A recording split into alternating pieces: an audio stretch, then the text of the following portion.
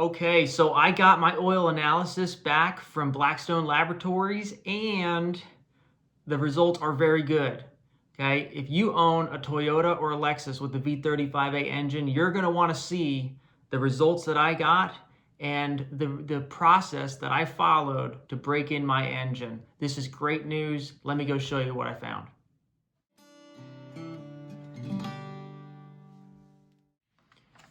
Okay, so I use Blackstone Laboratories. You can use any oil analysis company. There's several out there, but I've used them in the past, and I went to them because it's easier for me. So what I did is I did a oil change to swap out from 0W20 to 5W30, and I took a sample of the 0W20 that came out of the engine. And this is that report here. You can see there was 805 miles on the oil. There's 5,472 miles on the truck itself. Okay, that's since the engine was replaced. Okay, now what I've done is I've done 4 oil changes in the first 5,400 miles. Okay, all of that up until the last one was done with 0W20 oil through the entire break-in process. And let's look at the numbers here now that show let's look at the main bearings first and then the turbos to see what this report shows me about the health of my engine. Okay, so the report overall is great news. It shows that the main bearings are healthy and there's very little indication of any wear. The main bearings primarily show up through lead, tin, and copper in the oil analysis. So let's look at those. So for lead, my result was 0 parts per million. Okay, this is excellent. Lead is the primary bearing material that shows up in a test like this. So the fact that it's 0, that's really good news for a V35A engine. Okay, tin is also 0 parts per million. That's excellent. Tin overlays are intact on my main bearings. That's great. Okay, and then copper, 4 parts per million, normal, not elevated. I think the universal average is 5 parts per million. Okay, so that's really good. My main bearings are showing no wear. Okay, it's exactly what I want to see. There's no lead, no tin, and normal copper. So the main bearings are in very good, excellent condition. No stress, no scuffing, no erosion, no early failure indicators after the first 5,472 miles on my truck. So that is a great update, great news for my truck. All right, so the main bearing health indicators on this report look great. Oil analysis shows excellent main bearing health with no wear or distress indicators. Lead and tin are both at 0. Copper is below average, iron is extremely low, no crank journal distress, and aluminum is normal. Low silicon confirms good filtration with no abrasive contamination, while stable viscosity and no fuel dilution preserve oil film strength. This is because there's only 805 miles on this oil, so it's important to know that this is not a full 3,000, 5,000 mile run, definitely not a 10,000 mile oil change interval. This is at 805 miles, so these numbers are all going to be very low, but it shows really good right now. Together, these results indicate the main bearings are mechanically sound, properly lubricated, and show no early failure, fatigue, or oil starvation signatures. So that's really good news for me and this engine, that it's healthy and it's doing well, and it's made it through the initial break-in process with a really good result. Now, I'll just throw this up here as supporting health indicators. I want to compare this to the 5W30 oil that's in there now. I'm going to take another sample at exactly 805 miles on the 5W30 oil and compare those directly with this to see if there's any difference, if there's more wear or less wear. I want to compare. So I have this as my baseline with the 0W20, and we'll compare it directly to the 5W30 and see what the result is. I do want to see highlighting the viscosity. That's going to be an interesting one because that, the 7.90, that number that kind of relates to the high temperature, high shear number, and the protection on the main bearings under load at temperature. So I want to see if the 5W30 is going to be in that 8 to 910 range, which it's supposed to be. Let's see what the result is there when we compare it with this. But so far, this is looking really good. Okay, before we go into the process I followed with the frequency of oil changes and the mileage that I did them at, let's look real quick at the turbo bearing health and just see what that looks like. So in this report, the primary turbo metal in that bearing is copper. Okay, so that's going to be what we look at, and the 4 parts per million is under the universal average of 5, which is good. That is prorated and correlated to the 805 miles that I reported are on this oil. So it's not comparing it to oil samples that were taken at 10,000 miles. It's comparing it to other oil samples prorated to only 805 miles to calculate that measurement and that reading. So this is really good. The turbos look to be in good health with the 0W20 that was used at a very short oil change interval. Okay, so the oil analysis shows excellent turbo bearing health with no wear or distress indicators. Copper is below average, tin and lead are both at 0, no bearing overlay wear. Iron is extremely low, no shaft or journal wear, and silicon is low, good filtration, combined with stable 0W20 viscosity because it's new oil under 1,000 miles on it. No fuel dilution, no water, and very low insolubles. This confirms strong oil film protection and clean lubrication, meaning your turbo bearings are mechanically sound, properly lubricated, and show no early failure or stress signatures. So this is really good. I'm very happy to see this report for my first oil analysis after the full break-in period. I think it really helps me have some confidence in the engine at this point.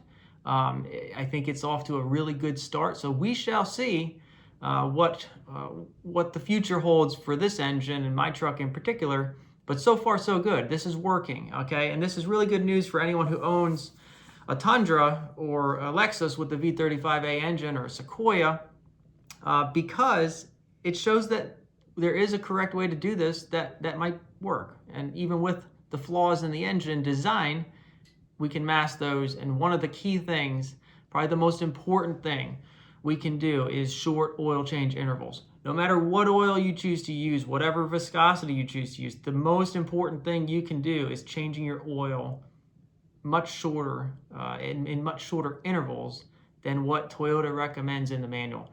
10,000 miles should not be an option, okay? Do not do that. 5,000 miles should be the max if you're doing like all highway driving. If you're doing extreme driving, which would be classified as daily driving, stop and go, short trips, 3,000 miles should be the target you're going for. 3,000 miles, change your oil with a good top shelf, high quality, full synthetic oil, okay? Let me show you this here. This is my maintenance log so far for my truck. Okay, you can see all the different things I've done, what I've thrown on there, what I've done, when I've done it, the mileage, the date, the cost that I have tracking there if you want to see that and compare that. But what I did the first oil change at 244 miles on the new engine. Okay, that I think is the biggest factor to my test results. Okay, if you own a new engine, if you buy a new truck, if you get a new engine put in your truck, you really should do an oil change before the first 500 miles is through, okay? That would be a major, major step to keeping your engine healthy and long lasting. So do that. I did it early because I had an upcoming road trip and I knew I wasn't going to be able to get it in if I didn't do it. So I did it at 244 miles, probably a little early, but better early than never, okay?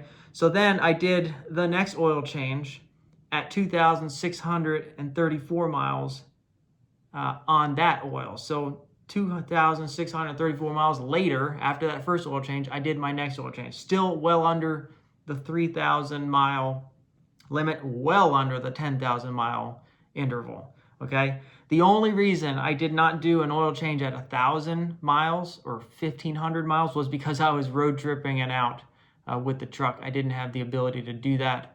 And so I just ran it. That was all highway miles for the most part, very easy, low stress miles on the engine. So 2,634 miles of mostly highway driving on a road trip is what I did there. Next, I did another oil change 1,789 miles later. So that's 3 oil changes in the first, 5,000 miles or less, right? And then, or the first 4,800 miles or so. And then the last oil change I did was to change over to the 5W30 oil, and that was done with 805 miles on that oil. So I've done 4 oil changes in the first 5,472 miles on this truck, not including the new oil that was in the new engine when it was put in.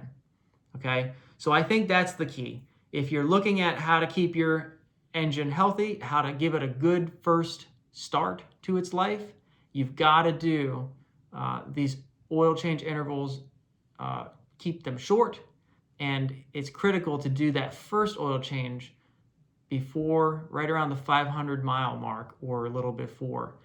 Get one in there. As I said in my other video, for kind of the tips and tricks for how to have your engine last and be durable, early oil changes matter a lot.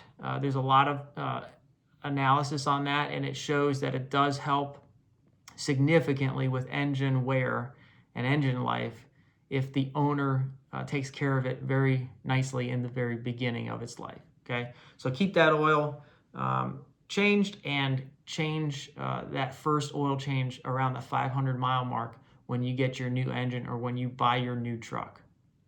The other thing I'll say is if you look at the recall report and the paperwork when you get your engine replaced. So my truck had its engine replaced. Look at the part number that they use. So this number here is the 0400423370. That's the part number for the engine assembly. Look and see if you've got a number that's after that on your report. That's a good sign, right? So I think there's some earlier numbers before this. There was like a 27 or a 170 number. So this engine seems to be good. So production post this number, if your number supersedes this number, that's a good indication you've got a better engine, higher quality control, or maybe they did some improvements to it. I think there was some bearing material part number changes in there. So this number reflects those changes post that change in part numbers. So it's a good indication that, hey, this truck might have an engine that had some revisions done to it that help it and are helping it, and that's proven by the wear that we're seeing in my report that show it's doing fine. So just sharing that, if you want to look at your own paperwork or you're getting one, now you're going to have something that's well past this. There's no engines left over that are older than this one that they put in mine, that they'll put in yours next month. They're all used up. So you should be good to go at this point.